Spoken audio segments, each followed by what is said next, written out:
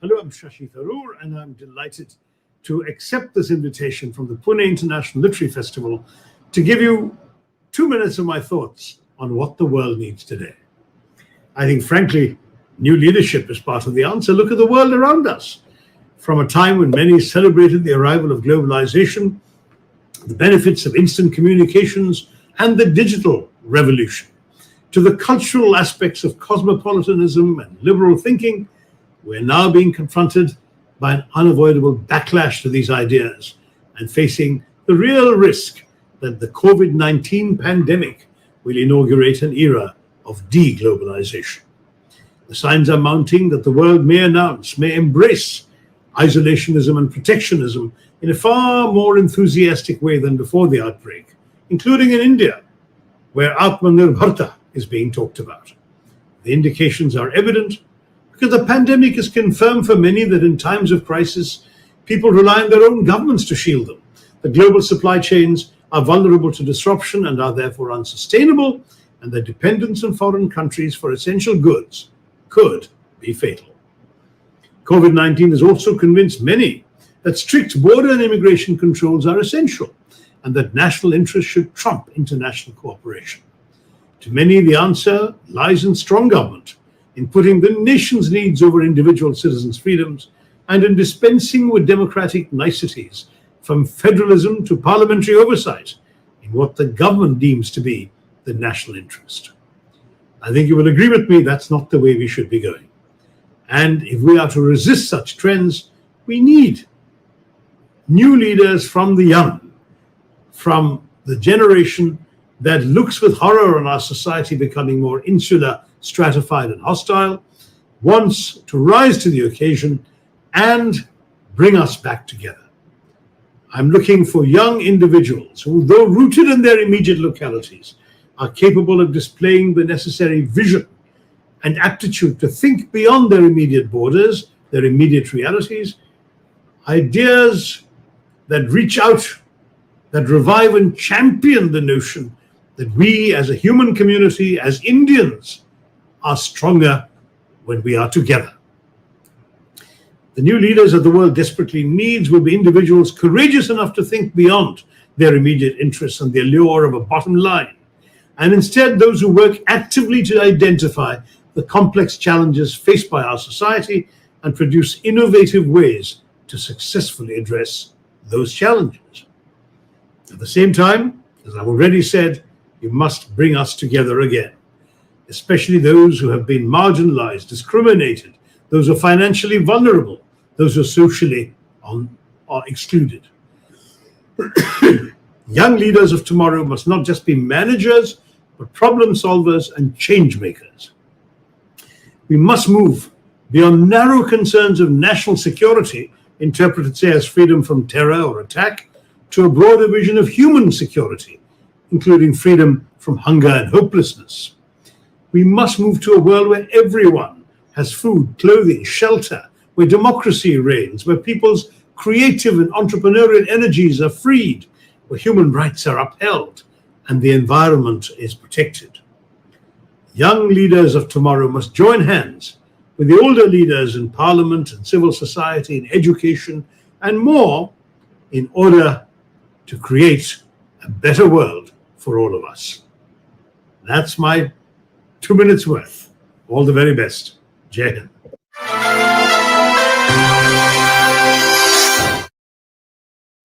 Good evening and welcome back to Studio One. The would-be writers out there, and for that matter, even the seasoned writers, would always find this conflict in their minds. Do we have to have an agent to approach a publisher? To clear some of these thoughts, we have invited literary agents and a publisher to debate on this topic. literary agents bridge or barrier? Our guests for this discussion are Miss Vicky Satlow, Miss Elizabeth Kracht, Mr. Suhail Mathur, and Mr. Dipankar Mukherjee. Vicky Satlow is a literary agent and publisher. Born in Boston, she graduated from Columbia University in New York and worked in New York City House before moving to Europe. Based in Milan, she acts as an international literary agent representing authors from all over the world and specializes in international translation rights. In 2017, she opened V&A Edizioni, a publishing house in Italy specialized in feminism and feminist issues. Elizabeth Kracht is a literary agent with Kimberley, Cameron and Associates and the author of The Author's Checklist, an agent's guide to developing and editing your manuscript. She also works as a freelance developmental editor coaching authors. Elizabeth represents both literary and commercial fiction, as well as non-fiction, and brings to the agency experience as a former acquisitions editor, freelance publicist, and writer.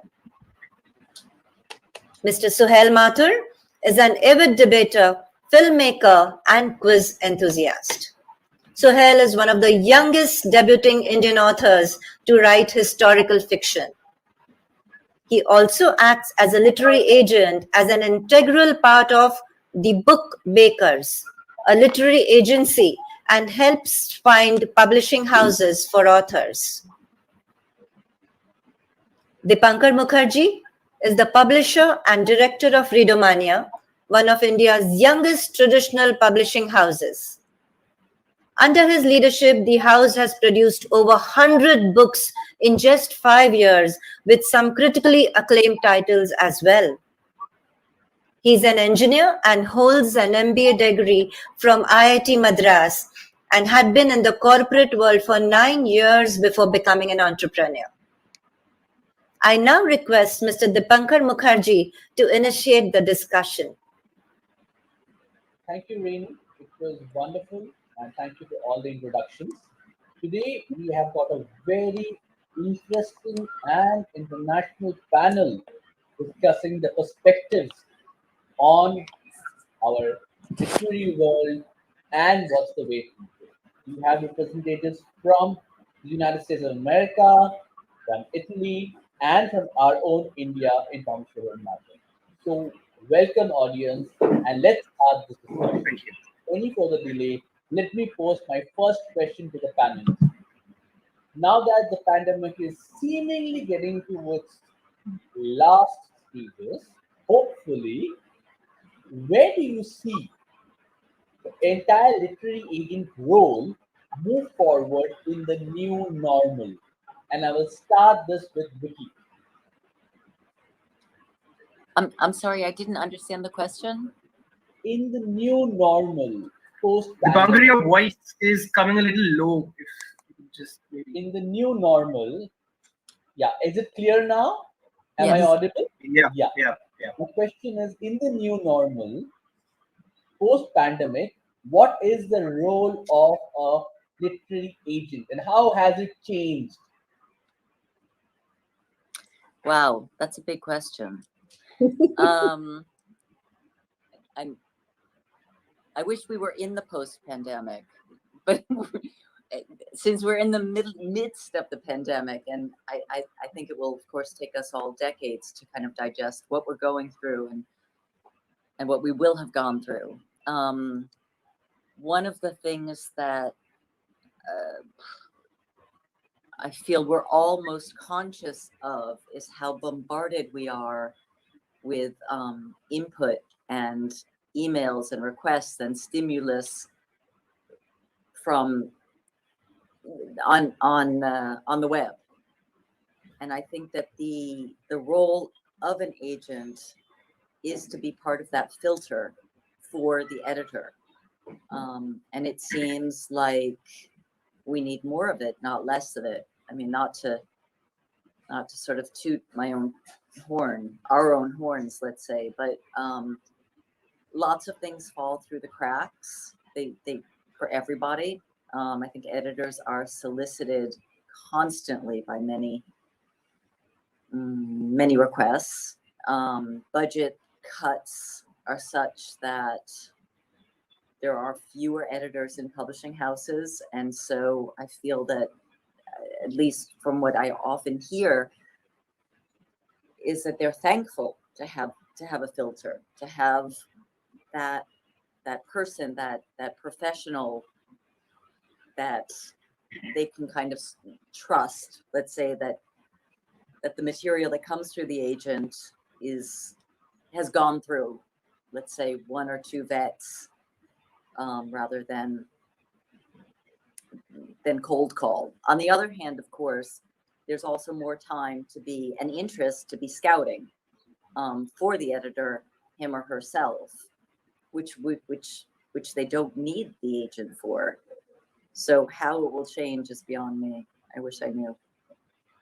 Okay, that's a very interesting start to the discussion, where Vicky has laid down certain elements that are happening in the industry for all of us.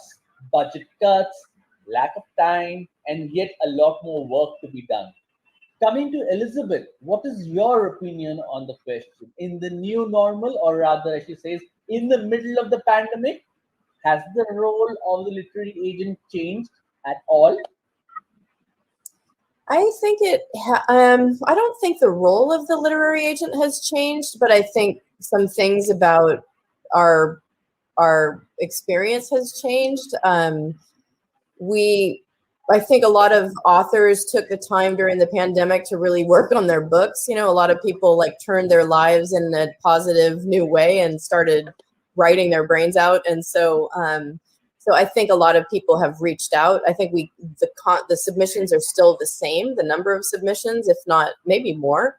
But also in the US, publishing had to really scramble at the beginning of the pandemic to turn everything, like including using Zoom and platforms like this. None of us were using, well, some of us were using these types of platforms, but not many of us. And so we had to quickly learn how to put all our business online. And I think publishers had to learn how to turn out royalty statements on time. And so there was a lot of uncertainty in the beginning. And certainly here in the news, we're dealing with a new variant. And so everybody's canceling things again. So for agents, like I tend to participate in a lot of conferences, and now the only ones I participate in are online, which is kind of, I really like it because I like being closer, you know, to people and seeing I like seeing their cats and their kids and their, you know, backgrounds and things like that. But I don't know that our role has changed. The only thing that I've heard from my fellow agents is that it's harder right now to sell books. You know, it's been hard to sell books. I think that's the only thing that I've noticed. But it certainly doesn't feel like the workload is any less at all. And I do feel that our role is important, as Vicky mentioned. We not only, editors appreciate the filters, but we also work on behalf of the authors to make sure you're protected, to make sure that you're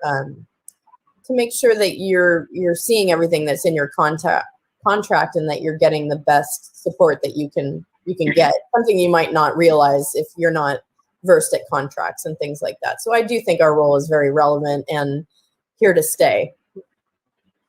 That's wonderful. Coming to Suhail, what's your opinion on how has the role changed from an Indian perspective, if at all? Sure. Thank you so much for the question, Dipankar. Always a pleasure to be in a session with you.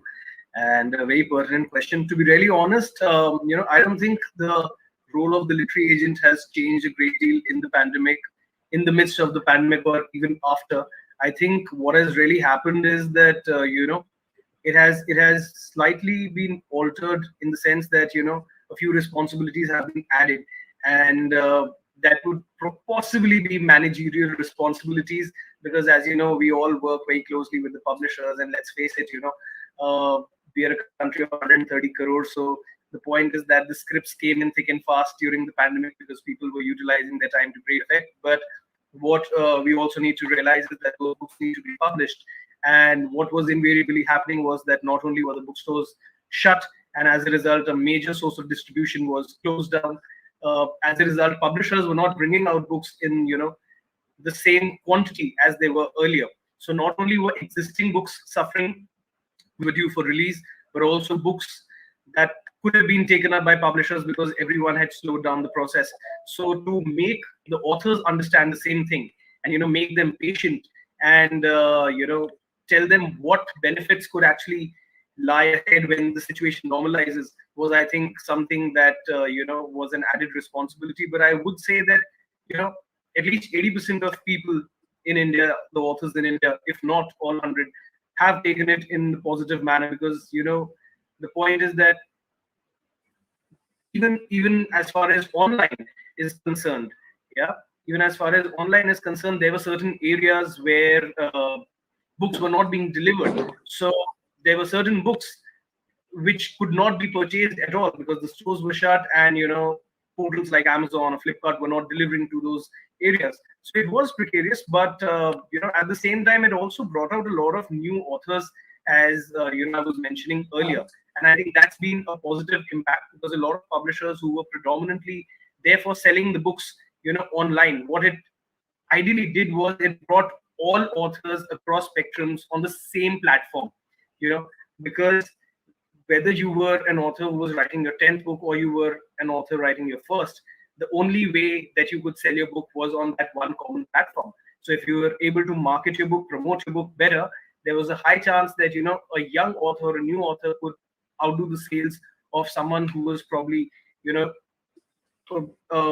existing player in the market, so to say. So I think that has been a positive impact also, and we got to read fresh concepts. A lot of people imbibed the entire scenario of COVID and brought it out in different perspectives. So the creativity was there, and just that the way things function had to be tweaked.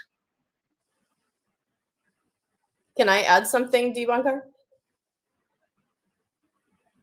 Sorry? Could I add something to that? Yeah, please, absolutely. Yeah, I just wanted to say I was one of those authors whose book was released in 2020, and so it was sort of like so I really feel for authors, and I had one or two also that were released, and it was really kind of sad for a lot of us because we just had to cancel everything. So no book release, no anything, and unfortunately I think that hurt sales for any authors whose book came out in 2020. I'm not sure about 2021, but yeah, I think that's quite valid and very true to a large extent. Even publishing houses did not realize in the first few months what's going on. Now, coming to my next question to the three of you, I'll again start with Vicky. Have you seen any difference in either the volume or the type of content being submitted to you as an agent?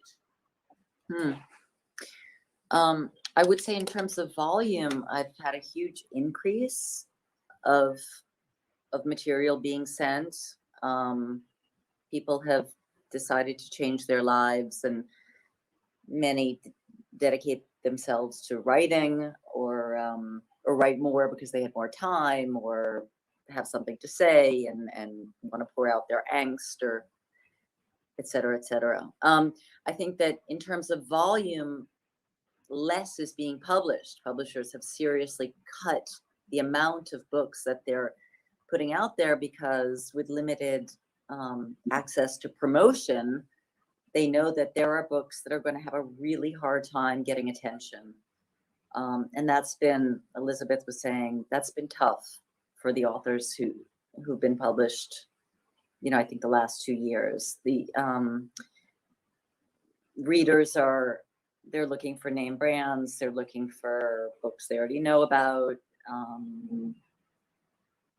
Backlist is doing well. So it's, in terms of books that are circulating, it's just been really complicated. And I feel like we're all kind of feeling our way in this new terrain and holding our breath as to when readers will come back and spontaneously, let's say, want to discover new books, new things, which often happens in bookstores, in a physical store.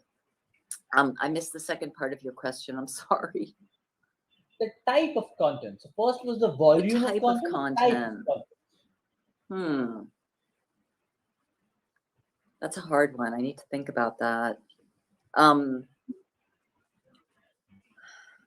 would you see more biographies coming in, more emotional memoirs coming in, more fiction coming in, more analysis coming in? What kind of submissions are coming in? In your region? I have selected attention, to be honest, so I'm not sure that I'm fully aware of what's coming in.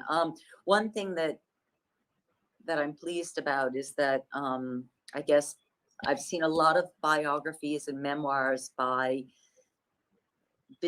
big and interesting figures in other fields who maybe haven't been able to work in their fields, like music or acting or theater, ballet.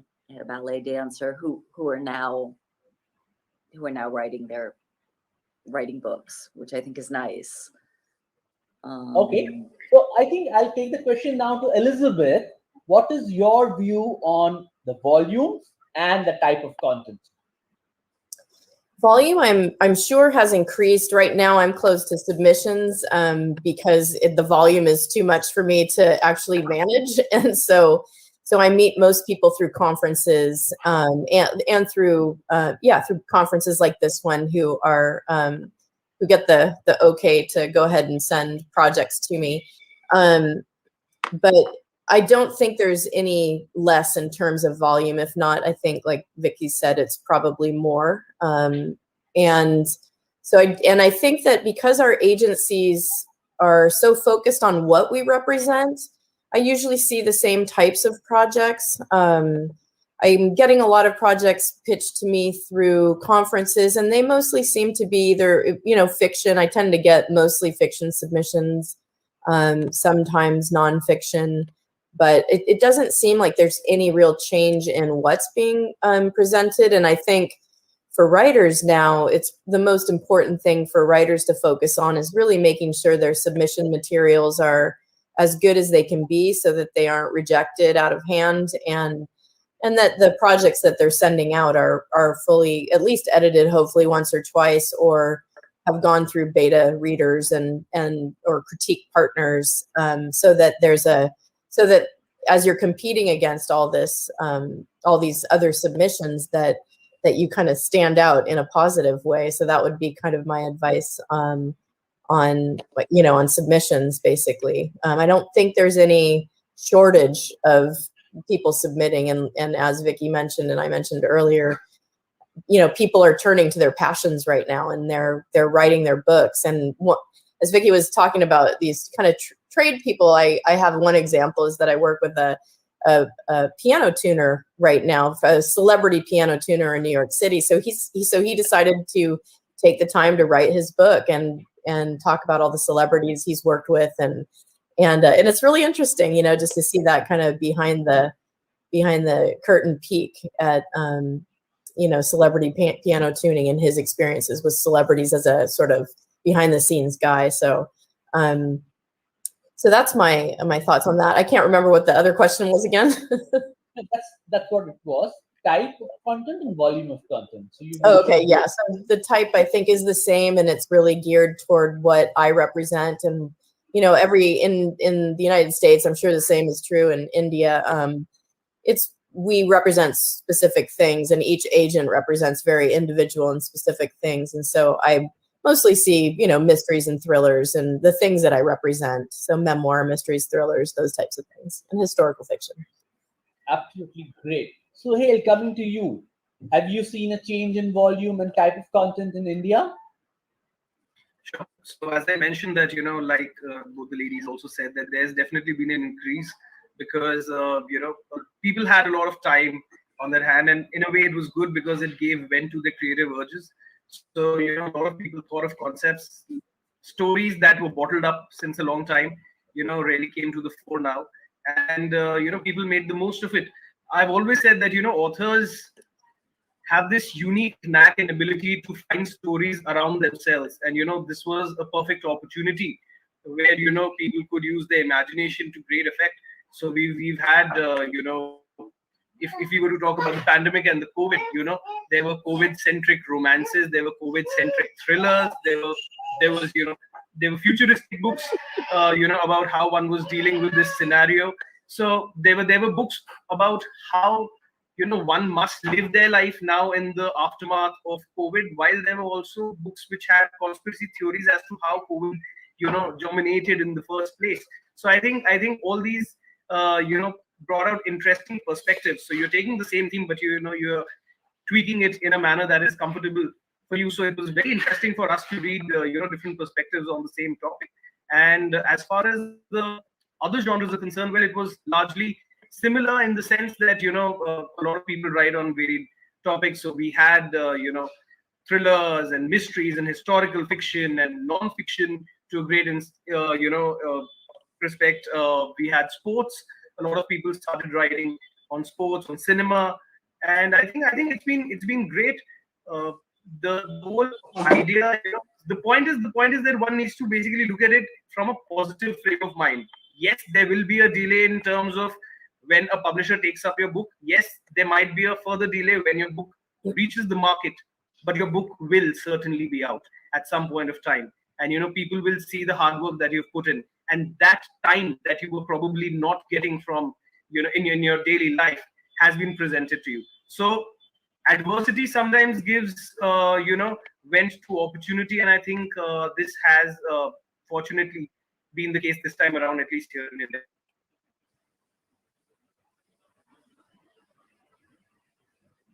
I think you're muted. There you go. Yeah, I think that's a lovely thing to hear from Suhail, because he's practically covered all the genres. So it's very exciting to see that there's demand happening everywhere.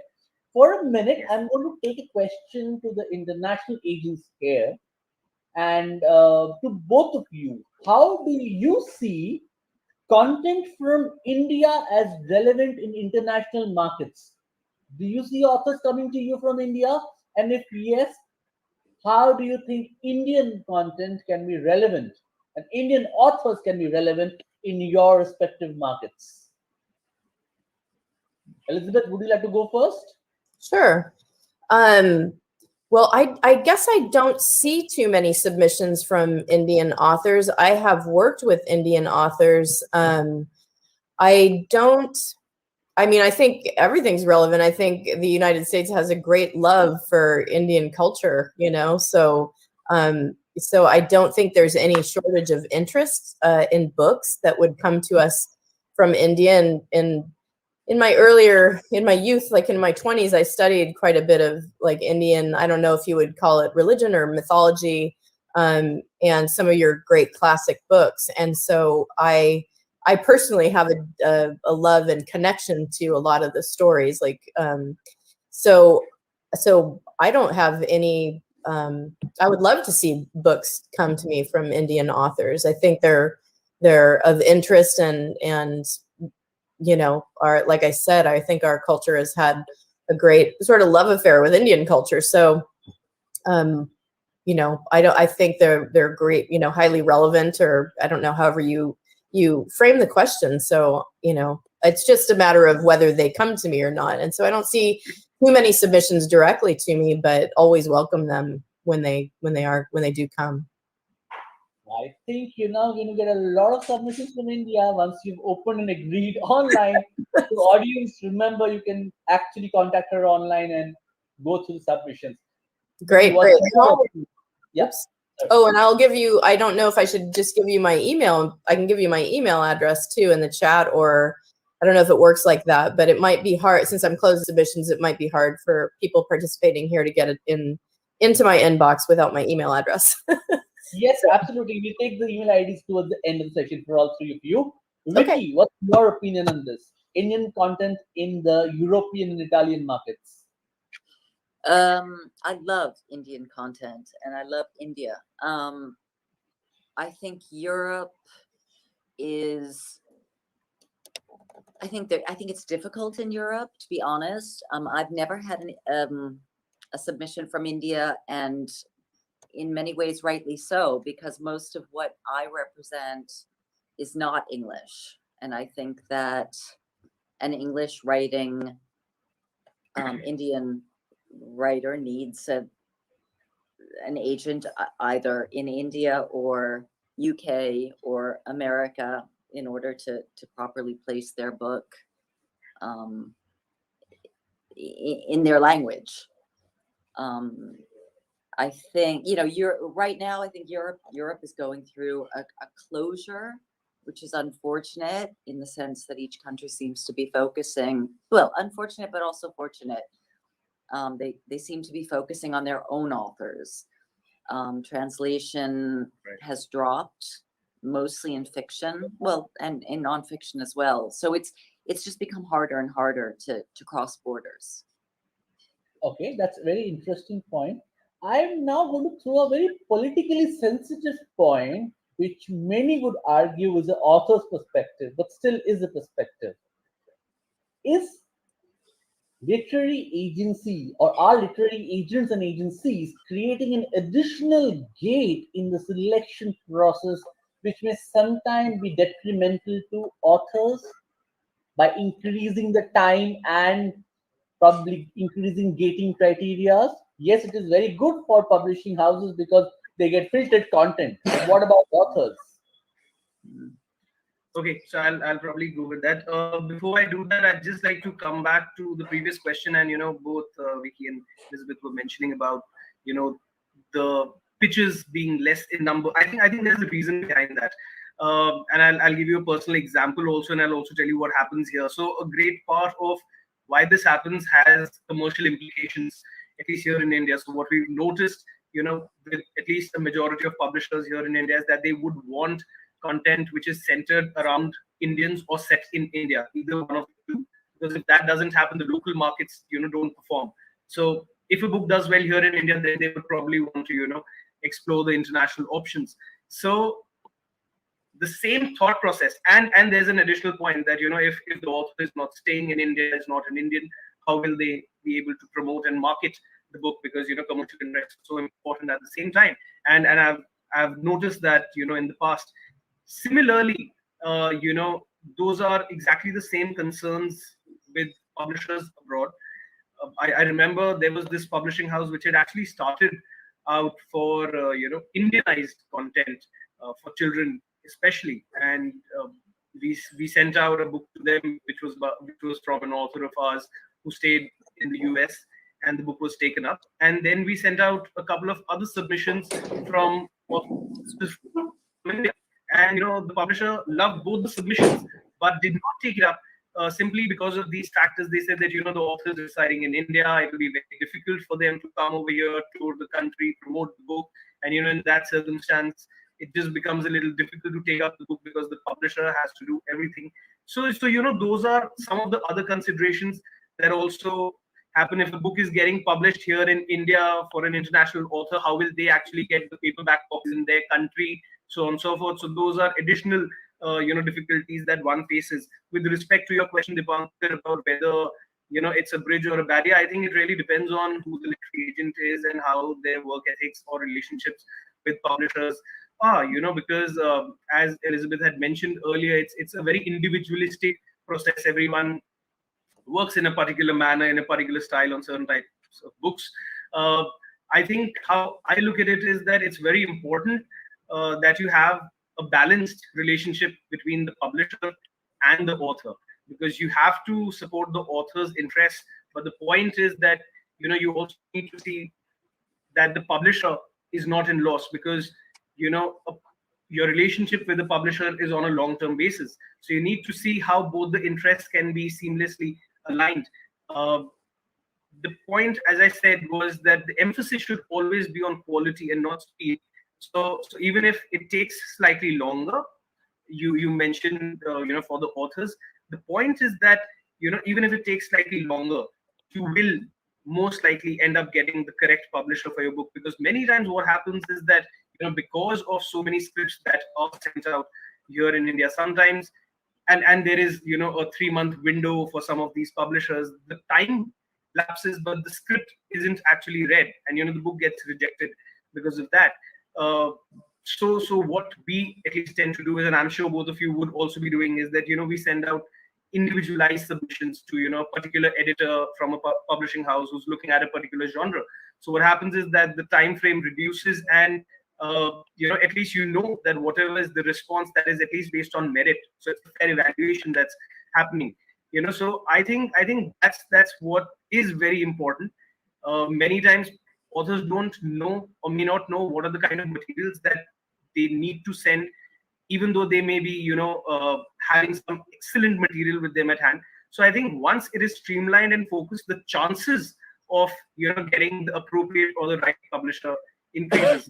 And why I say that time should not really be a criteria is because to the third person, he or she does not know how long the author has taken to write the book or the publisher has taken to bring it out.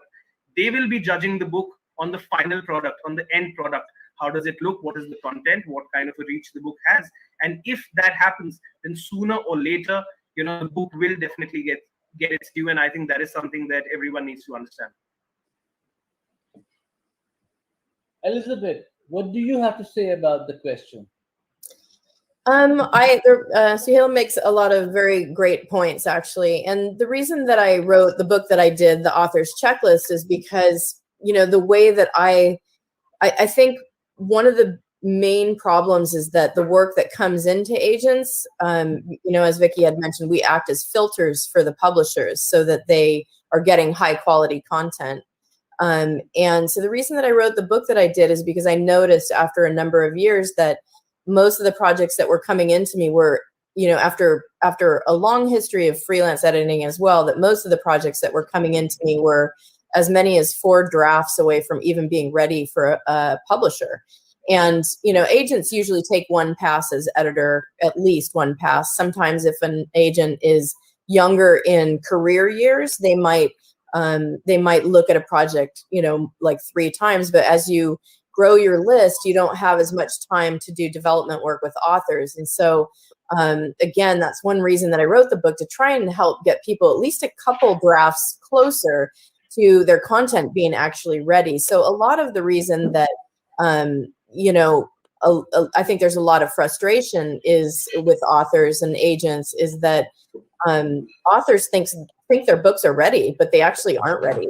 And it's very, very hard to not only be objective about your own work, but also to get the feedback you need to get it where it needs to be without doing, you have to do a lot of conferences, get a lot of critique partners and beta readers to really understand what's not working in your project, and a professional set of eyes as well. And so I think that's part of where the problem is when there's a lot of frustration with authors and agents. But an agent really protects your interests. They make sure that, as Suhail mentions, that you maintain a good relationship with your editor. And that's really important, that the editor-author relationship goes smoothly. And sometimes the agent will come in the middle of that and act as the filter, be the bulldog, so to speak, if they need to be. And so, I've had experiences where I've had to fight for a title that the author and I really thought was the best title for the project. And also, of course, in the contract negotiation, we're looking to limit certain rights that the publisher wants to have free and clear. We're looking to make sure that you're not having to give all your next projects to that publisher, and also looking at termination clauses to make sure that if things aren't kind of going, if the book isn't selling, we're looking at how you can get your rights back and when you can get your rights back, and all sorts of things like that. So unfortunately, if authors go into relationships with publishers, sometimes they pretty much sign away quite a bit and they don't have a lot of protection. And so that's a lot of where we come in. Not only that, but we also help to navigate your future career choices. So talk about what you're going to work on in the future. And just to make one last point, based off something that Suhail said, is that, I always think it's a great idea for authors to have a new book that they're thinking on, like keep working on new projects. It's great to work on a series, but also have some new ideas in mind in case, like he mentioned that your project is in production for a long time. Like, keep thinking of new ideas so that you don't feel that things aren't moving, you know, and or that you get stuck with one project. So Very interesting, very interesting. Vicky, what's your opinion on this? Yeah, I completely actually agree with both of you.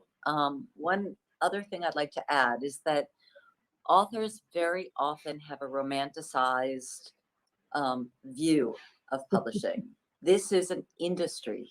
It's like the car industry. It's an industry. People make money. They make their living in this business. And there are things that agents can actually really, really help with. Are they gatekeepers? Yes, they're gatekeepers. And I think that, let's say, the 15-year advent of self-publishing is fantastic. Most authors find that when they do self-publish, the books go into a sea of nothingness where they don't find their readers.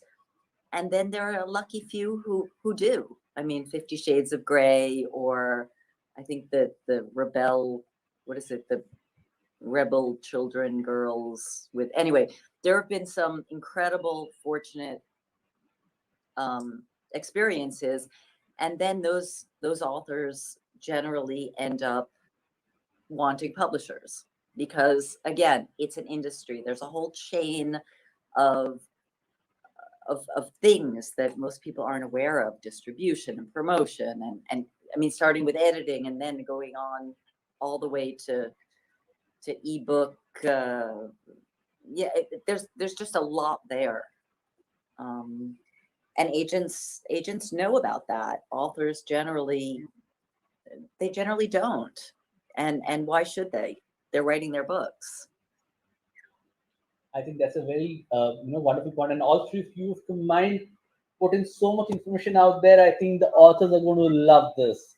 Now, before I take on some of the very important audience questions, I have a very futuristic question for all three of you. Where do you see the publishing industry going from where it is now in the next 3 to 4 years? And let me start it from Elizabeth, talking about the US.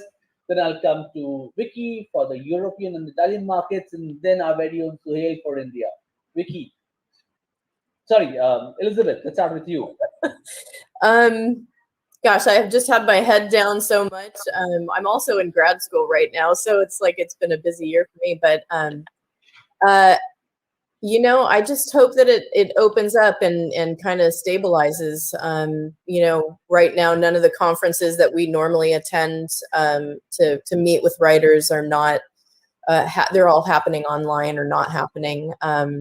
So I hope that these kind of begin to happen. I hope that the social aspect of publishing changes. I know that my agent friends in New York are saying, you know, pretty much all the luncheons that they used to have and publishing is a lot about relationships. And so a lot of the kind of lunches and pitch lunches in New York are not happening. So hopefully those types of things will begin to happen again. And I just hope that it's an easier marketplace for agents, and that the submissions that we continue to get are, you know, high quality, and that we're able to find our authors and our readers. And you know, I hope it expands again. It feels like we're in a little bit of a tight squeeze right now, and I just hope that things kind of open up and start thriving again. Great. Vicky, what do you have to say? No, I just remember there was a very interesting article at the beginning of the pandemic with the title, Pandemic, Good for Books, Bad for Publishers. And I think, as Elizabeth said, a lot of what we do is a fermentation and give and take of ideas and conversation, and that has a social aspect. So without that, on the one hand, the ideas, let's say, are not being exchanged, and so there's a closure. And on the other hand, hopefully, publishers will return to what is their kind of their lymph, their interest, rather than chasing the big book or the fashionable book or what other people say is hot. And Right. and that's what we'll see how that develops. I mean, I crave that give and take and that exchange, but on the other hand, I'm also quite happy to be able to make my own decisions without that influence of what other people say is good and that I should be looking for. Okay, that's wonderful. Suhail, what's your opinion? Yeah, so I see, a very robust inflow of scripts, in the times to come. In fact, as far as a lot of publishers are concerned here in India, and because of the pandemic and, the books have been delayed slightly, a lot of the books that were originally scheduled to release in 2020 or 21 have now been pushed to 22, 23. So out of those 5 years, probably 2 years, have gone over there where, the already selected books are now going to release. But what I would actually like to see, at least in the Indian market, is that, great emphasis is put on fiction. Because what happens is that a lot of Indian authors write fiction, but there are lesser takers for fiction in comparison to non-fiction as far as the Indian publishing houses are concerned. They are obviously not to be blamed because, again, commercials come into play and, a lot of times their decisions are based on that. So what I would want to see is that, the Indian reader per se starts reading a lot of Indian fiction, because I truly believe, in my humble opinion, that, a book basically has two aspects. 50% is the story and the other 50 the writing. In a non-fiction setup, the story part is already there, right? So writing fiction requires a lot of creativity.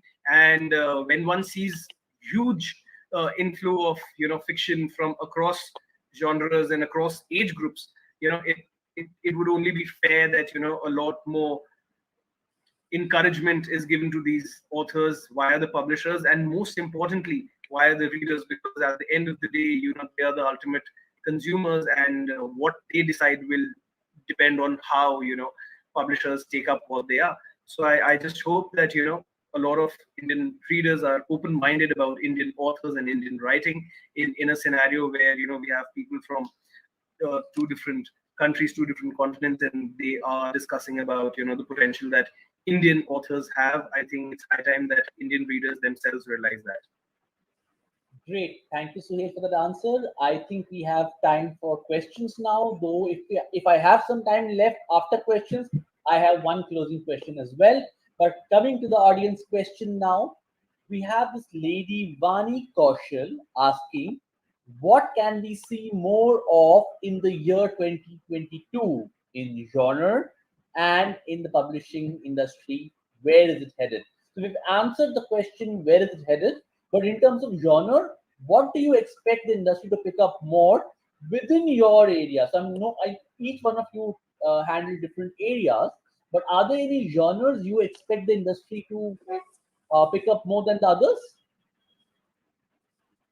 Anybody can take it up. So I'll just say it's hard to follow. It's hard to know what trends are coming because sometimes they're based on, I don't know, culture, like events and things like that, or cultural interest. I have to say, like, for a while we had this great interest in zombies and the apocalypse and dystopia, but then when we started to live it,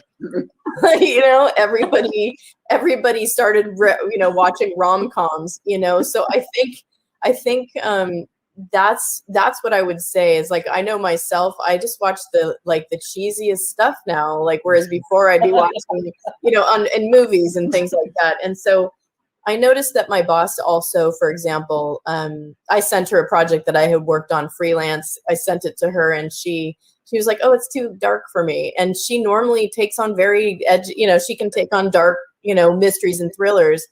And she was like, that's not what I want right now because it's just been so hard. And that was the beginning of 2020. And I think people are under a lot of pressure. So I think sometimes the lighter the materials, that might be a little bit trending right now. In fact, I wish I had the books here. I could show you one of them. I saw these advertised by an agent friend of mine, but one of them was like How to Marry Keanu Reeves in 90 Days, you know? And it's like, and then there was another one called The Matzo Ball. And so I was like, oh, I have to get those for family members because they're just like easy, fun, you know, reads basically right now. So that's what I would say. I think there might be a little bit of a move toward things that are a little bit lighter, you know, that will make us happy, that will keep us laughing, you know, those things that we need when we're going through difficult times. Okay, great. That's a wonderful answer. I have next question coming up. Anupama Jain is asking, what is the key to stand out or be different? And I'll add to it a bit. What are your selection criteria for the manuscripts that you choose to represent? Combine the two, you could give me an answer. This time I'll start with Vicky. That is a very interesting, I mean, I think since every human being is different, the key to being different is to write about what you know and how what resonates with you. There is no, I don't know, if I knew the key, I would write a book myself. And chasing after what you think will make you different is often a disaster. What about the next part of the question? Yeah. What are your selection criteria? How do you decide what will you represent? I'm sorry, is that for me? How do you decide what content will you represent? Oh, that's I'm completely unscientific. I just have to love it. I just have to fall madly in love with it and hope that I'm not so different from, let's say, thousands of other people, that other people won't fall in love with it as much as I have fallen in love with it. That's it. That's my only criteria. Very interesting. Short and sweet. What about you, Elizabeth? That's a great answer, Vicky. I love that. So in terms of standing out, I think it's important. We see a lot of gimmicks. We see a lot of people trying to stand out in sort of a negative way. So I think in our marketplace, the more straightforward and business-like you can be, the better. The more that you've learned, you know, you've gone to your query letter writing classes and learned how to distill down your story in a really organized, straightforward, almost like a business letter way. So because a lot of times we get people who oversell themselves, like I'm the best, I'm the next J.K. Rowling, and if you don't take me on, you're going to be sorry. And then other people who undersell themselves by saying things like, oh, I'm not really a writer, you know, but I wrote this book. And so you want to like really like own what you're doing and just present it like you're writing a business letter so that we're not picking up on too much on either side. So that would be about what I would say to stand out, because those are the ones that stand out. It's like, okay, here's something very straightforward. We get right to the business and then we pop it open and start reading. And in terms of, you know, how I make decisions, I'm like Vicky also, you have to fall in love. Ideally, things that are coming to me are within the genres that I represent so that you're, you know, you have that fighting chance, right? But we have to fall in love with the writing and the story. And so I'm with her on that. Okay. I think there is no key, to be really honest. I don't think there's any key, because if there was a key, you know, that lock would have been found a long time back, but that hasn't happened. So the point is that, you know, you have to, as you know, Elizabeth was also mentioning, just stay true to yourself. Yes, of course, you know, visibility plays a very crucial role, you know, these days, because it's also about what you're actually doing vis-a-vis what people think you're doing, you know. So because what you're doing actually will probably only be known to your publisher, but what you think, you know, what people think you're doing would be known to a lot of others, and that sometimes helps authors create that impression, and also benefits them sometimes in the longer run, getting deals with other publishing houses. So I think that is something that, you know, an author should definitely look at, because, you know, what happens a lot of times here in India is that authors do expect the publishers to do the entire marketing, and at the same time, you know, it becomes very necessary and important to inform them that, you know, it's a highly collaborative process, because you know, an author's writing one book in a year, whereas a publisher is bringing out 4 to 5 books every month. So there's only that much time that the publisher can give to each title, because they have to be impartial to all the books. So how you can actually create that environment where people can are still interested in purchasing a book long after it has been released is something that authors need to look at. Where while as far as the question is concerned, what are the factors that I look into? It's a very thin line between what one personally likes and also what publishers want to read. And you need to see what will work best, because firstly, I think the content needs to appeal to me. If there's something that's not appealing to me, I would not want to take it up, because if it's not appealing to me, how will I be able to sell it to somebody else? So the point is that you need to feel one with the content, and if you're feeling one with the content, then you should take it up. Sometimes it happens that there are books probably which have different ideologies.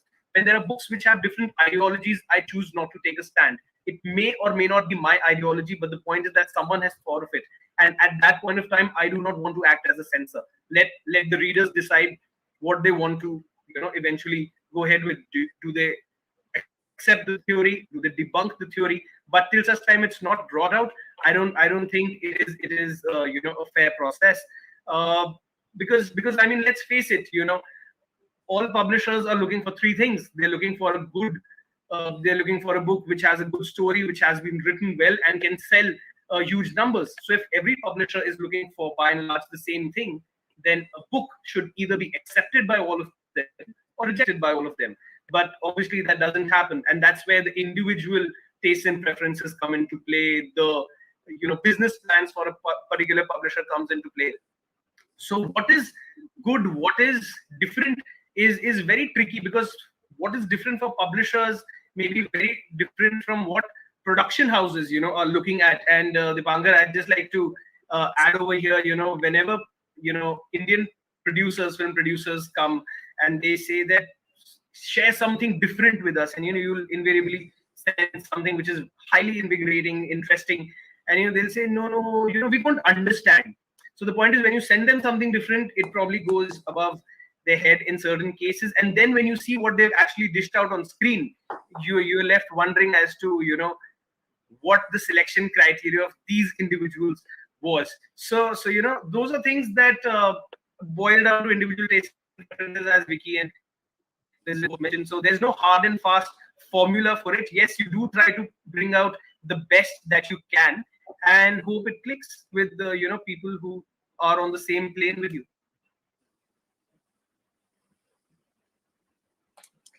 I love that. That phrase you said about being one with the. Did you say one with the content or one with the book? Yeah. Yes, absolutely. Beautiful. I like that too.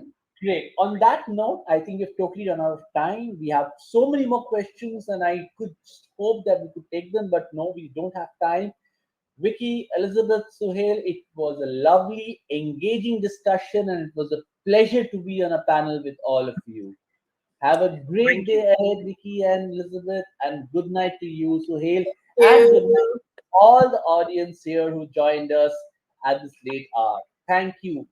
Pune Lit Fest, you've been wonderful, and thank you for putting this panel together, a very important panel. It was an honor. Thank you. Thank you. Thank so you. much. Been a pleasure. And a special thanks to Dipankar. Dipankar has been at it today, one session after another. He's moderating it. So, it's the fag end of the day here in India, and he's still so active. So, congratulations for doing a commendable job, Dipankar. And of course, I think no session is complete without the audience's participation. And we've seen such questions coming in huge numbers here, especially in India, late in the night. So thanks to them. And of course, without Manjari and the entire team at PILF, I don't think this would have been possible, where literary agents from 3 different continents are interacting. So it's been a pleasure to hear from both of you, and I do hope that we get to hear a lot more from you as well. Thank you so much. Thank you.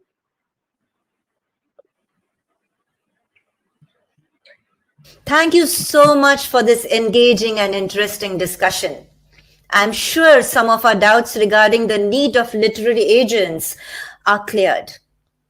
We hope our audience had a wonderful experience.